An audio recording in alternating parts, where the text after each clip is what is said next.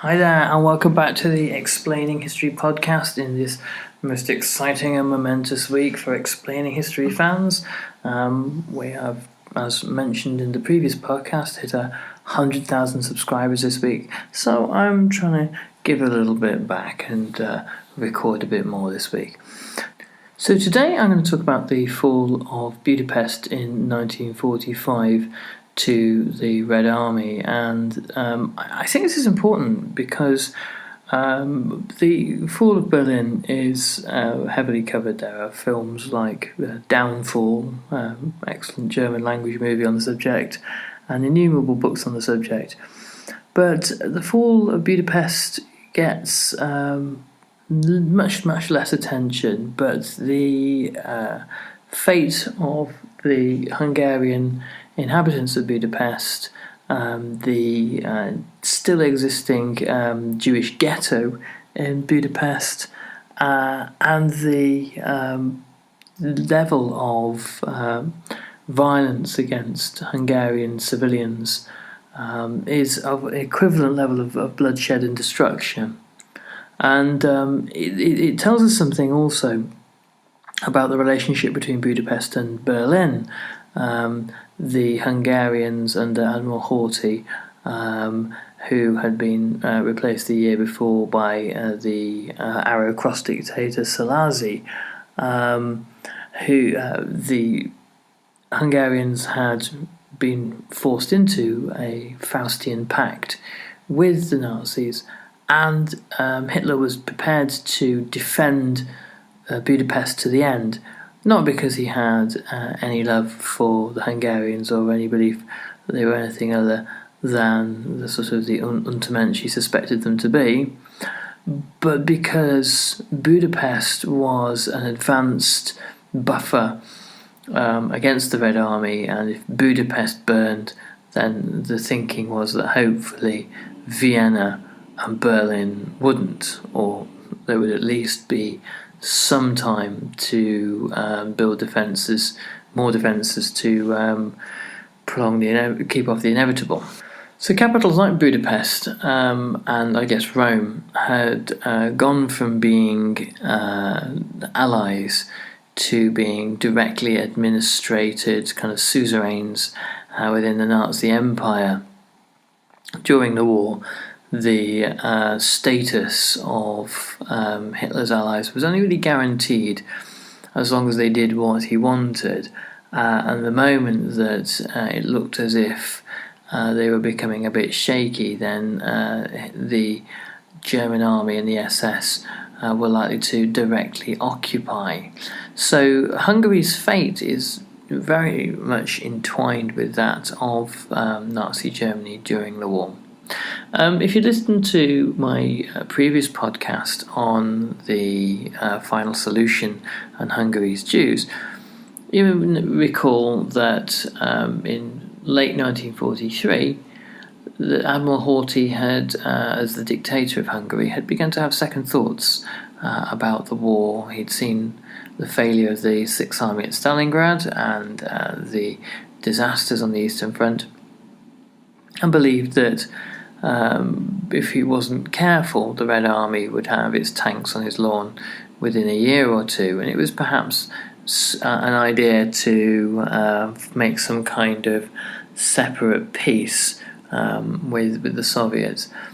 This led to a Nazi occupation in March 1944, the overthrow of his government, and the replacement with a far more radical fascist regime under Szálasi. And when the Hungarians face the full fury of the Red Army, they face part of the 6.7 million soldiers who marched on a steady line from the Baltic all the way down to the Adriatic.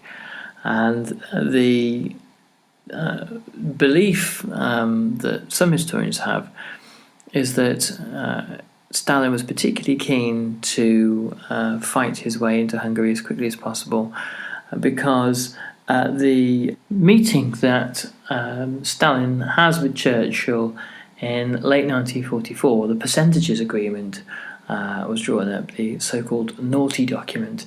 And it was in the percentages agreement that a 50-50 degree of influence in Hungary was to be decided between the Soviets and the British.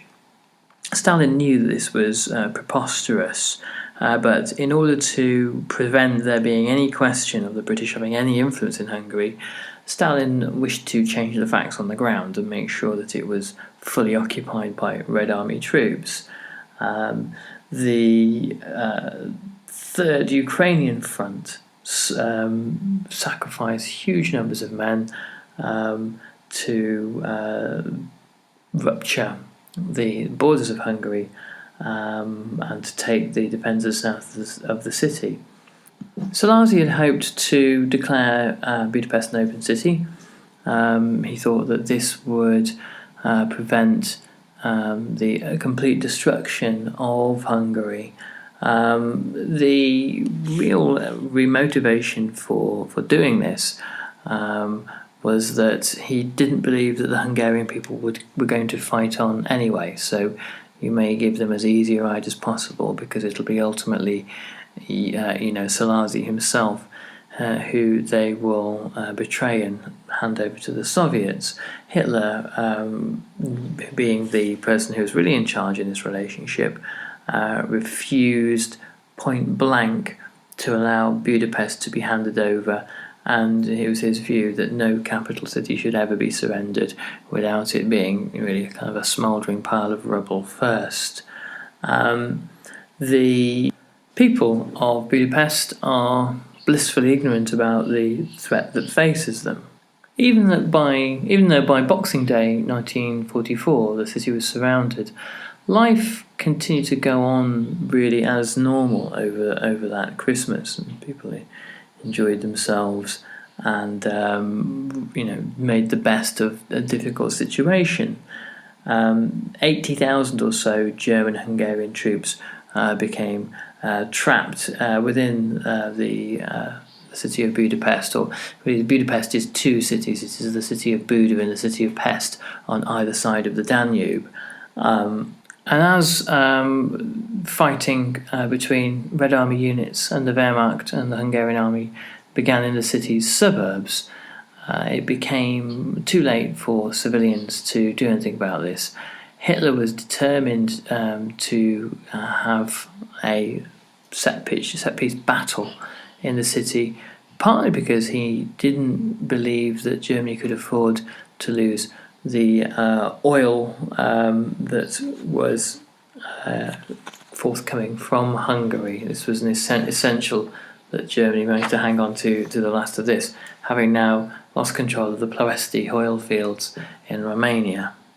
As with Stalingrad, there's a scant disinterest and disregard for the fate of civilians, and in fact it does the military leaders on the Hungarian side a great deal of, I say good, it does them some benefit to try to keep as many civilians trapped in the war zone as possible. The young men of Budapest, from schoolboys to choir boys to students, are drafted into the Hungarian army's equivalent of the Volkssturm, and many of these, the majority of these, lose their lives in fairly fruitless fighting against the far better equipped and better trained and more experienced Soviet side. The Arrow Cross, not what one would call a sturdy fighting organisation, stick to what they know best and spend the remaining time in the city murdering Budapest's Jews and making sure that the Jews are not liberated by the Red Army. Of course, in their kind of anti-Semitic fantasies, they see there as being a relationship between the Jews and the communists, and it is only the intervention of Raoul Wallenberg, the Swedish diplomat in Hungary, who was murdered by the Soviet Union for his troubles in the end. Raoul Wallenberg, who places the Jews, or the remaining surviving Jews of Budapest under a Swedish protection.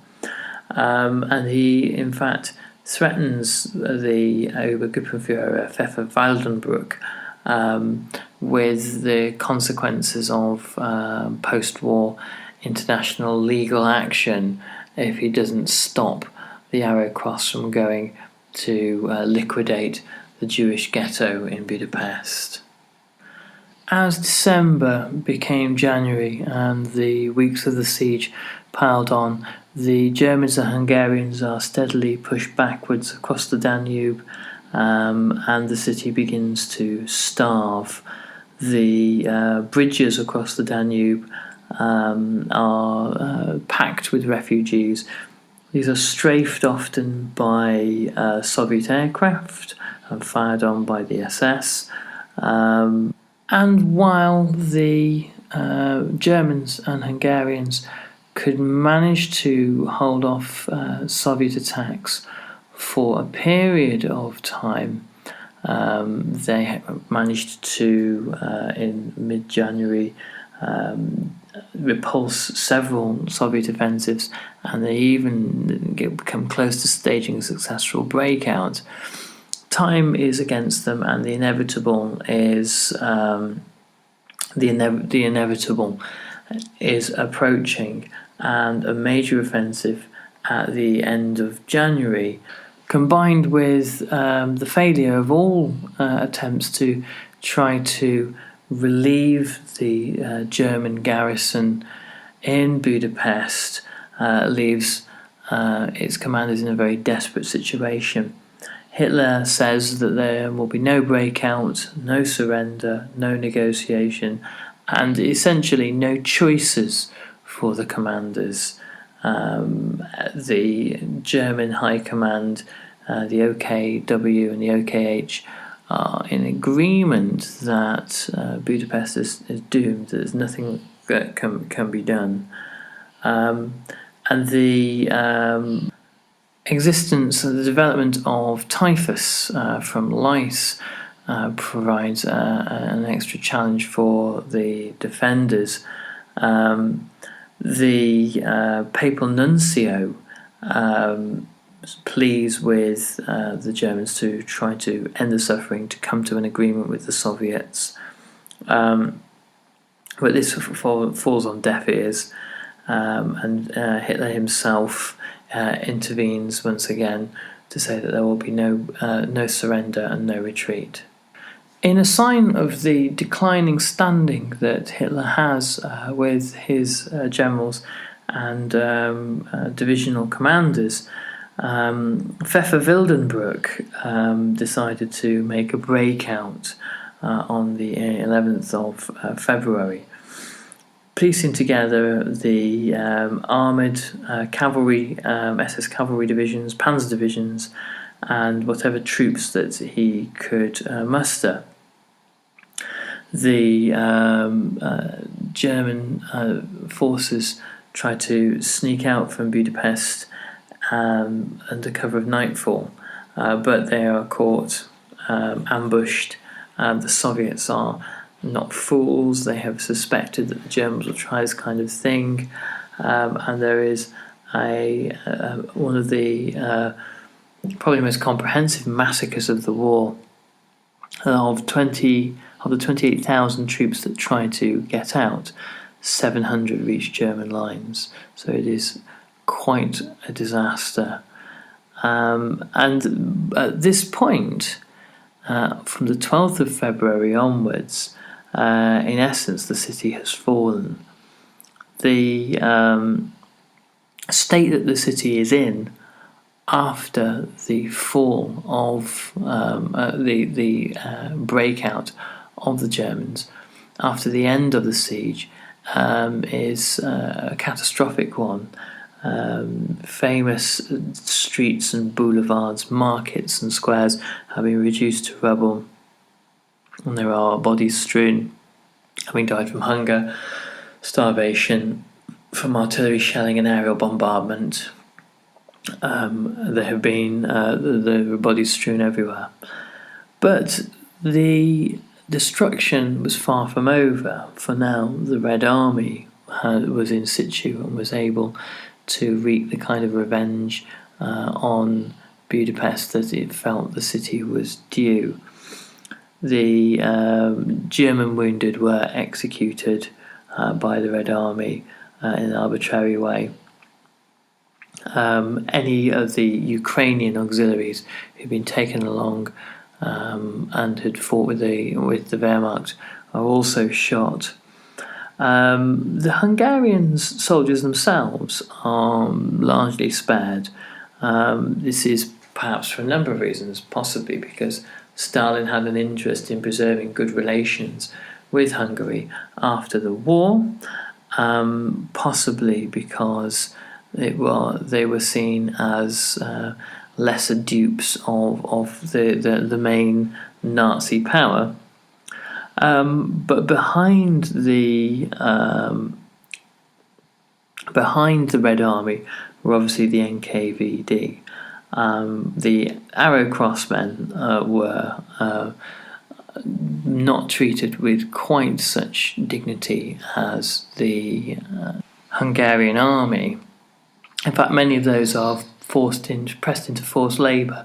But again, even amongst the Arrow Cross, there aren't mass executions. This is reserved for the Nazis and their more immediate allies, particularly, as I said, amongst the Ukrainians.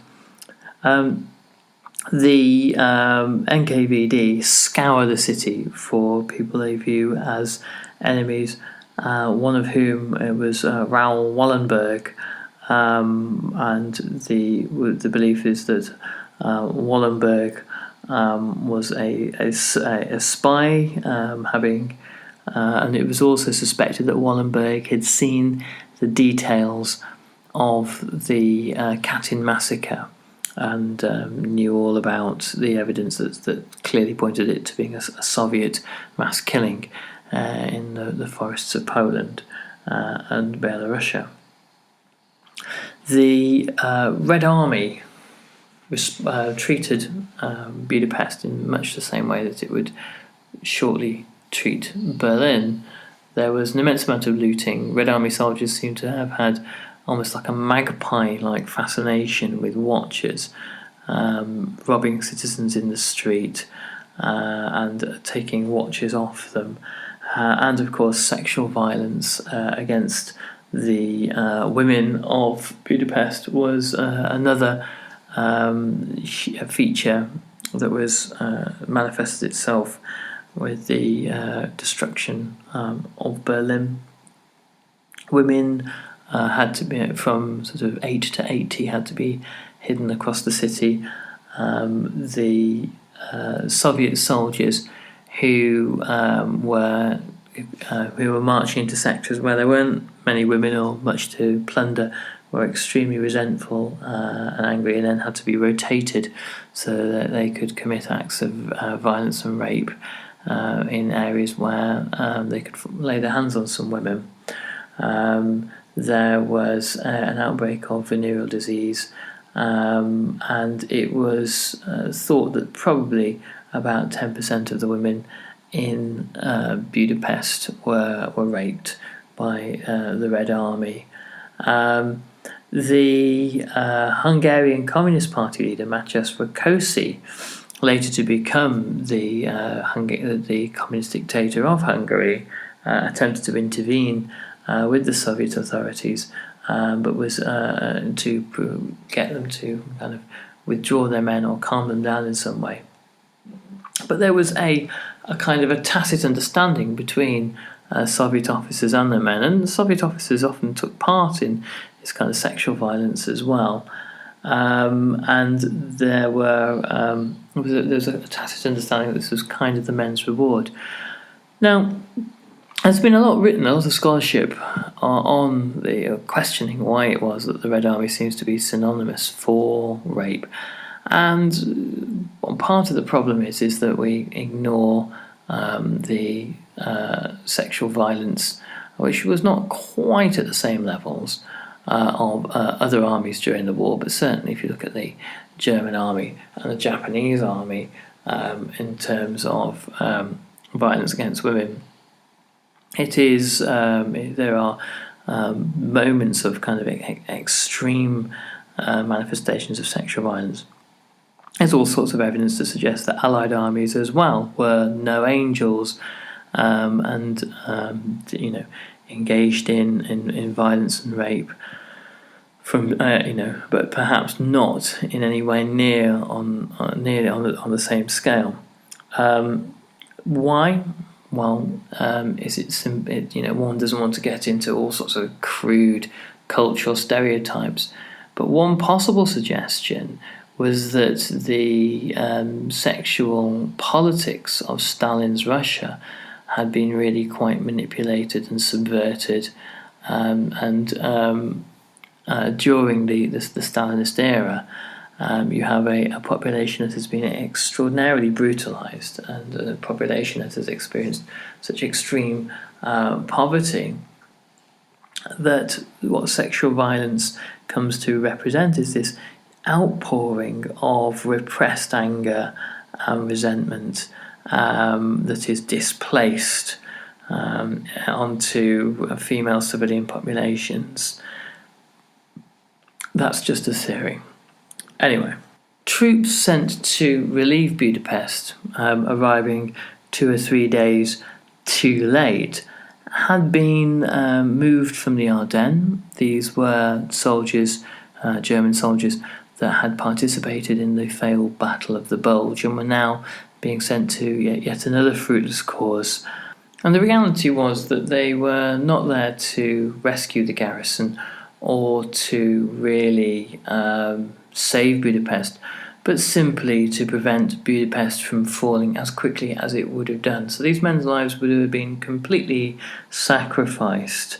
The SS men who managed to survive the withdrawal, the attempt to break out, are richly humiliated by Hitler by having their affiliation to him, the Liebstandard Adolf Hitler, from being removed. This is removed from their caps and armbands, which doesn't really endear them to the regime particularly.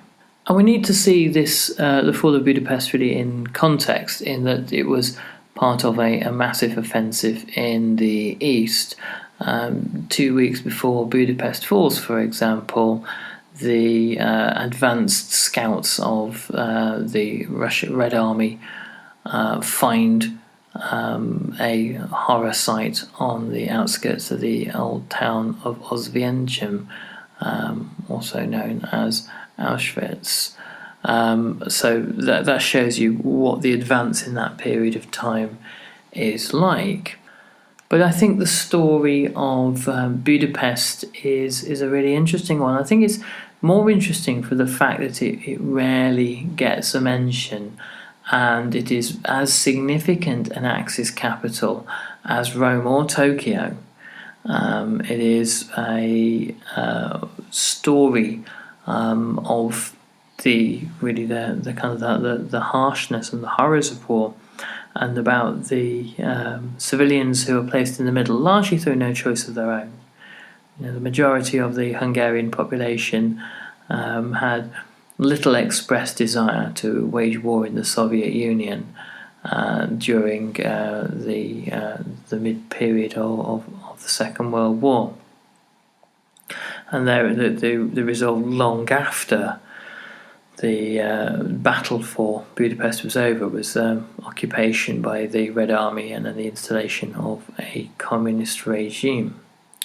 Okay, well, I hope you found that useful today. And guys, I'm going to be carrying on throughout the rest of the week. We've got a book review coming and a chance to win a copy of C. Bradford's biography of Lord Kitchener.